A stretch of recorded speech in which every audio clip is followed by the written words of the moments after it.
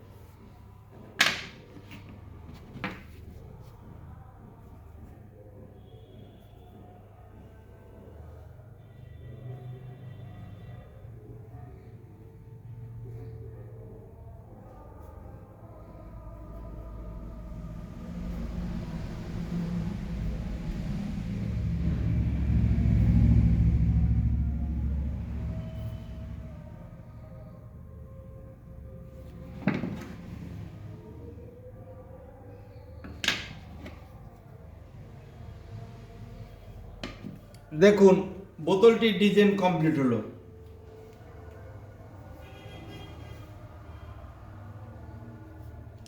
এই ধরনের বোতলের শেপ এবং ডিজাইন যদি আপনাদের ভালো লেগে থাকে তাহলে অবশ্যই কমেন্ট করবেন, লাইক করবেন, শেয়ার করবেন। এই ধরনের বোতল আপনাদের ব্যবহার করতে হবে বাড়িতে বা অফিসে বসে, কিন্তু জল ক্যারি করা যাবে না। এটাও ইজিভাবে জল রাখা যাবে, এতে জল ঠান্ডা থাকবে। যদি এই ধরনের ভিডিও আপনাদের ভালো লেগে থাকে তাহলে অবশ্যই কমেন্ট করবেন, লাইক করবেন, শেয়ার করবেন।